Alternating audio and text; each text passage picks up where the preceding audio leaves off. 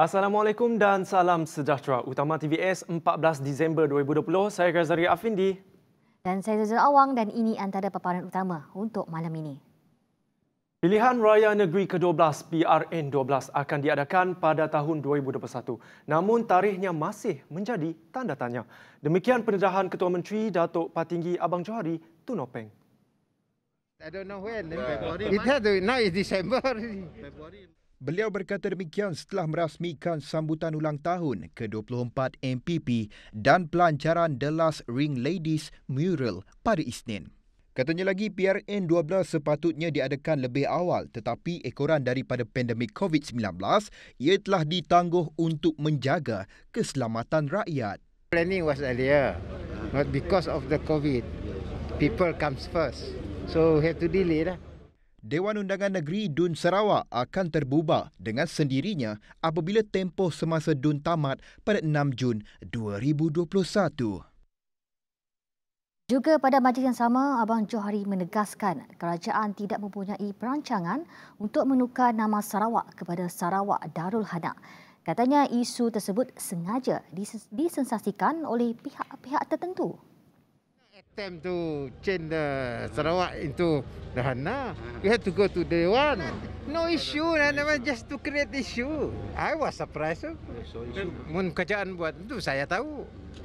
Saya pun tahu juga. Tambah Abang Johari, kerajaan tidak menghalang jika terdapat pihak yang ingin menggunakan nama Darul Hana seperti Darul Ehsan dan sebagainya. Bagi pihak kerajaan katanya nama Darul Hana digunakan pada kampung-kampung dan jambatan. Terdahulu di dalam ucapannya, Datuk Patinggi Abang Johari Tun Nopeng mahukan Majlis Perbandaran Pedawan MPP untuk memberi penekanan kepada 3 asas sektor ekonomi iaitu perkhidmatan, pelancongan dan pertanian. Ini kerana katanya MPP mempunyai kelebihan dalam ketiga-tiga sektor itu berbanding pihak berkuasa tempatan PBT seperti Majlis Bandaraya Kuching Selatan MBKS dan Dewan Bandaraya Kuching Utara DBKU. Padawan Municipal Council has 3 basic economic activities that can expand the economy of this municipality. Number 1 is of course services. Number 2 is tourism attraction. As mentioned by the minister just now, you got a lot of attraction. When talk about tourism, it includes our culture in this area. Number 3 is the potential in agriculture. And these are the 3 sectors I think. Hadir sama pada majlis berkenaan Menteri Kerajaan Tempatan dan Perumahan Datuk Seri Sim Koo Hian, Menteri Pelancongan, Kesenian dan Kebudayaan Datuk Abdul Karim Rahman Hamzah, Datuk Bandar Majlis Bandaraya Kuching Selatan Datuk Wee Hong Seng, Setiausaha Tetap Kementerian Pelancongan, Kesenian dan Kebudayaan Hee Chang Kee. Tiada keperluan membangkitkan kebimbangan terhadap perkara mengenai hak kebebasan beragama, penguasaan tanah dan penghormatan adat istiadat anak rakyat Sabah dan Sarawak. Demikian tegas Menteri di Jabatan Perdana Menteri Hal Ehwal Sabah dan Sarawak, Datuk Seri Dr. Masimus Ongki Lili.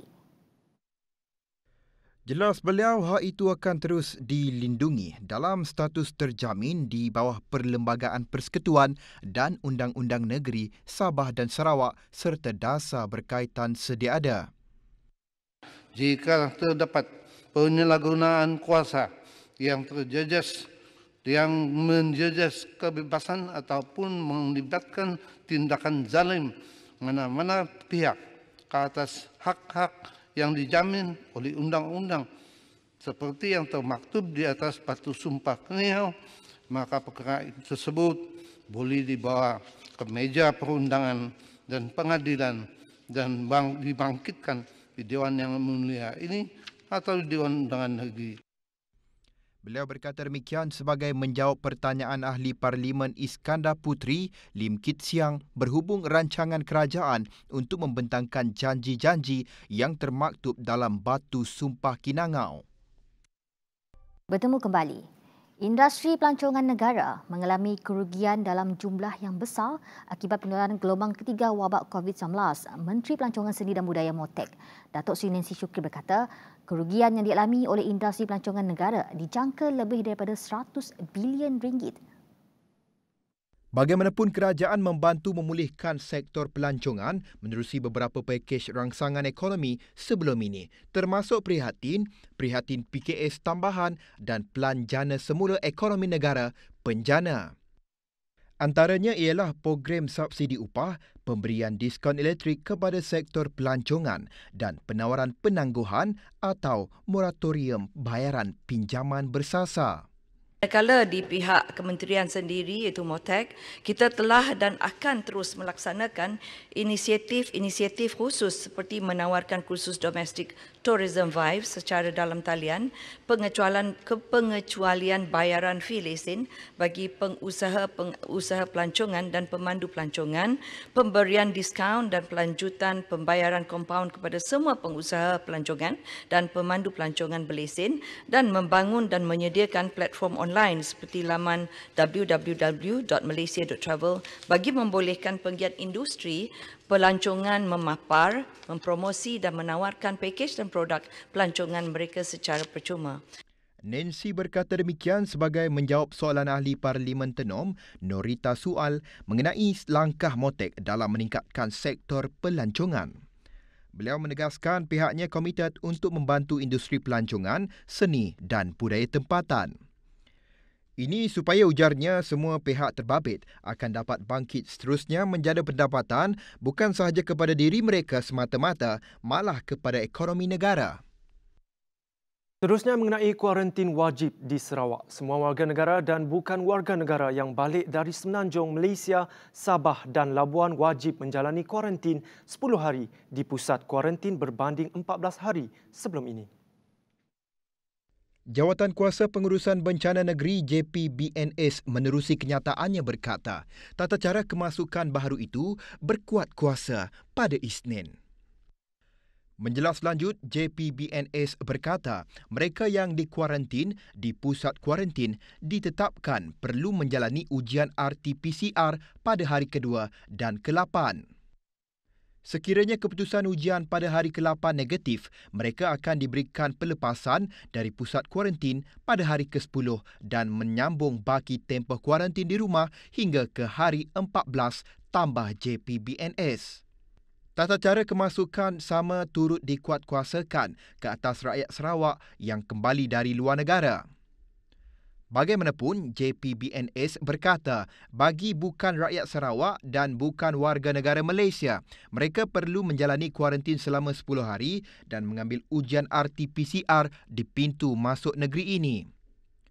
Sementara itu, daerah Kuching dan Serian kekal berstatus zon kuning meskipun tiada kes baharu COVID-19 dilaporkan di negeri ini sejak Ahad. Manakala 38 lagi daerah di negeri ini kekal berstatus hijau. Kluster Green Hill di daerah Kuching juga diisytiharkan tamat setelah tiada kes baharu dilaporkan dalam tempoh 28 hari dari tarikh kes terakhir dikesan. Selundup dadah menggunakan drone mengaburi mata penguasa dengan menggunakan bot rekreasi. Itu antara taktik lecik penyelundup membawa masuk barangan haram ke Malaysia. Sumbangan itu, Panglima Angkatan Tentera Jeneral Tan Sri Effendi Buang berkata, agensi penguatkuasaan tidak boleh hanya menggunakan strategi lama, sebaliknya perlu kerap berubah kerana penyelundup kini menggunakan pelbagai cara baru. Menurutnya, agensi perlu sentiasa berada di hadapan mereka dan jika mereka menggunakan teknologi baru yang lebih canggih, agensi penguatkuasaan juga perlu memiliki teknologi yang setara dengannya. Dalam pada itu, beliau juga berharap fungsi National Task Force NTF dapat diteruskan terutama dalam aspek kawalan di sempadan walaupun COVID-19 sudah berakhir. Menurut Effendi, penyusunan dan model operasi yang dilaksanakan NTF menunjukkan kesan positif dalam pengawalan sempadan terutama mengekang penyelundupan, kemasukan pendatang tanpa izin parti dan jenayah rentas sempadan. Sedikit perkembangan di Pantai Timur Sabah. Kawasan Keselamatan Khas Pantai Timur Sabah, ISKOM, menangkap 40 individu membabitkan 25 kes berkaitan penyelundupan dadah dan rokok di Zon Selamat Timur Sabah, IZON. Ini dilakukan dalam tempoh 2 bulan ini. Menurut Komander ISKOM, Datuk Ahmad Fuad Osman, kejayaan itu hasil atur gerak operasi cegah parti OCP Daratan yang dilaksanakan sejak 7 Oktober lepas sebagai barisan kedua penguatkuasaan keselamatan selepas OCP Laut. Dalam tempoh sama, 10 tekong darat dan laut serta 58 pendatang haram turut ditangkap atas pelbagai kesalahan dengan nilai rampasan 1.19 juta ringgit. Menurutnya, atur gerak antara pasukan keselamatan membolehkan perkongsian kepakaran logistik, kemudahan radar digunakan secara berkesan dalam OCP daratan bagi memantau 62 kawasan hotspot di S-Zone. Dalam pada itu, beliau berkata inisiatif OCP daratan berjaya mengurangkan kemasukan pendatang haram dan kes penyeludupan dari negara jiran.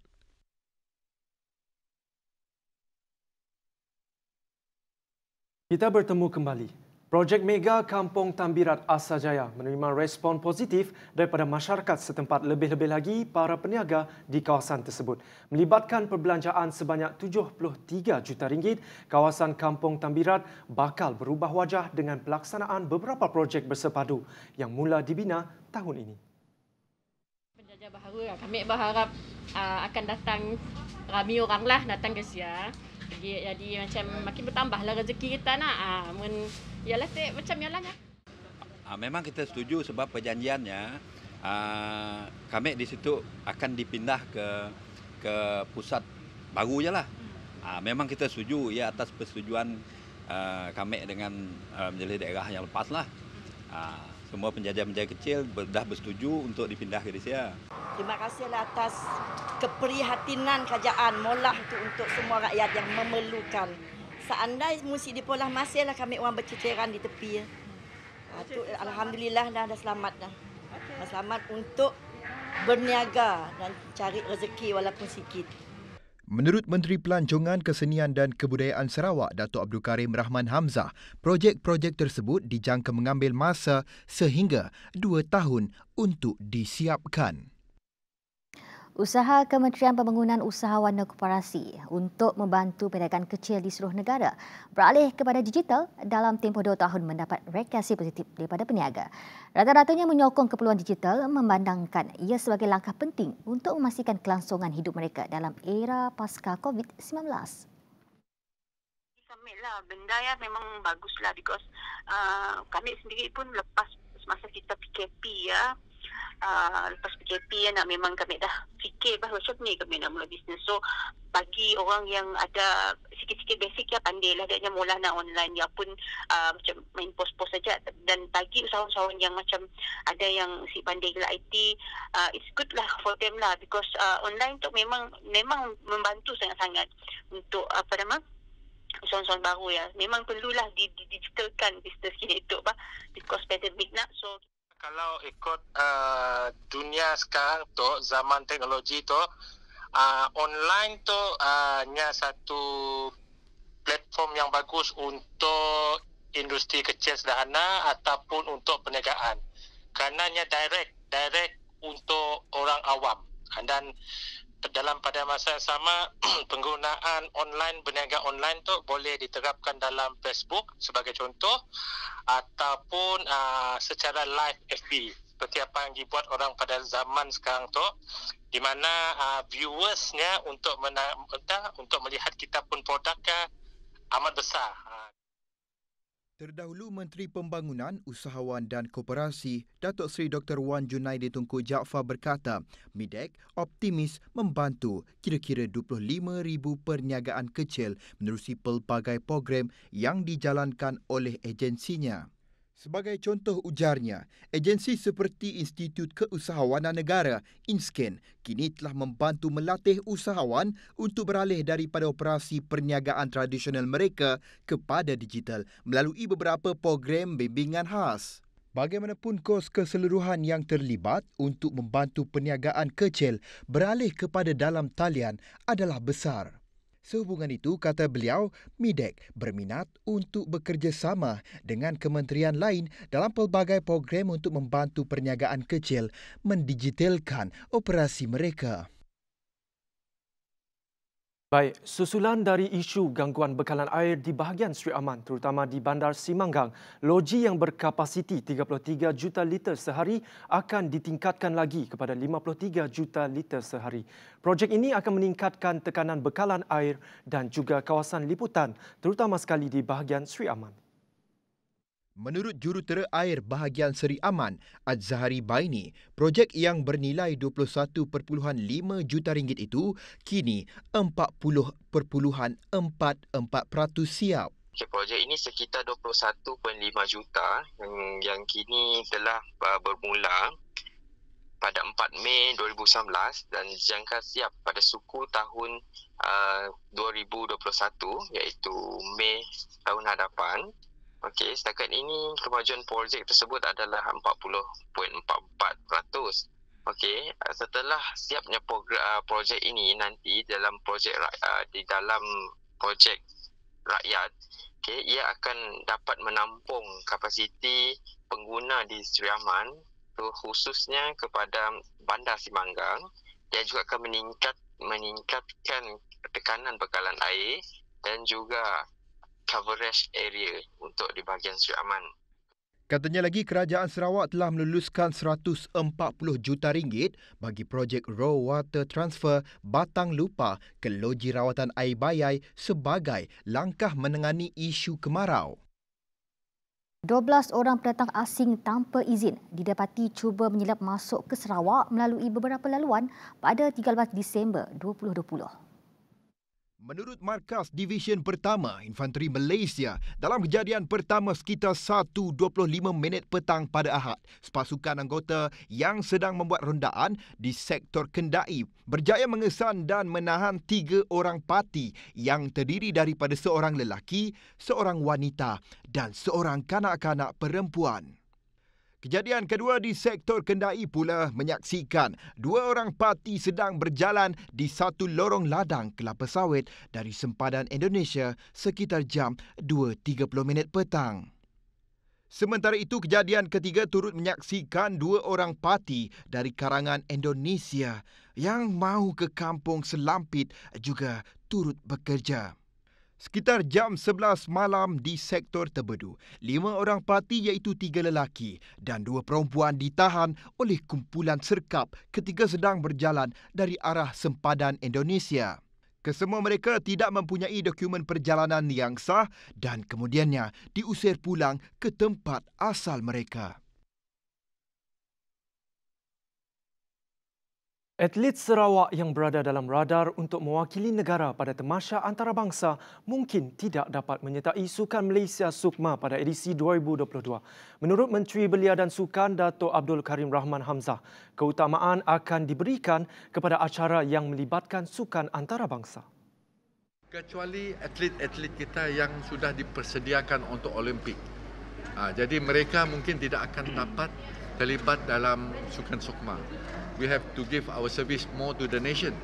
Jadi kalau ada atlet Sarawak yang mungkin akan mewakili Malaysia macam Pandalila, Rinong dan sebagainya, ataupun mereka yang sebaya, kita akan rugi dari situ sajalah. Mereka tidak dapat mewakili Sarawak dalam Sukan SUKMA kerana pilihan adalah untuk mereka menjadi wakil kepada Malaysia.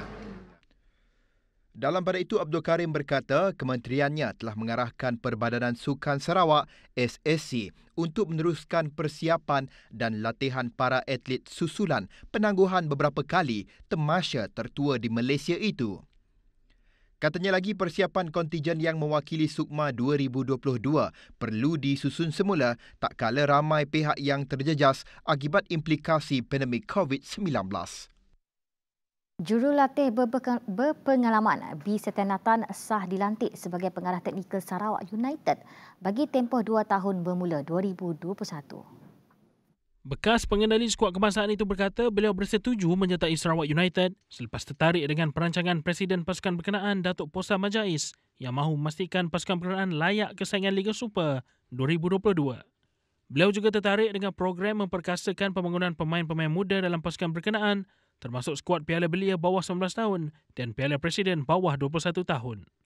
Bekas pengendali kebangsaan itu memaklumkan beliau akan memulakan tugas rasmi bersama Sarawak United pada Januari 2021. Sarawak pernah muncul juara Liga Premier pada 1997 dan 2013 selain menjuarai Piala FA pada 1992 dan Piala Sultan Haji Ahmad Shah pada 1998. Laporan itu tadi mengakhiri utama TVS untuk hari ini. Teruskan kesetiaan anda bersama kami di saluran 122 Astro. Baik, Zarul Niza. Sebelum kita mengundur diri kita tinggalkan penonton semua dengan sedikit bingkisan perasmian mural gergasi Ring Ladies yang telah dirasmikan Ketua Menteri Datuk Patinggi Abang Johari Tunopeng pagi tadi. Dengan ketinggian 36.5 meter dan lebar 13.7 meter, ia telah menjadikan mural itu yang terbesar setakat ini di Kuching. Apa yang menarik lagi, Zarul, Ring Ladies telah membawa nama Sarawak ke peringkat dunia. Baiklah, saya Kerzari Afindi. Dan saya Zuzah Awang. Salam hormat dan selamat malam.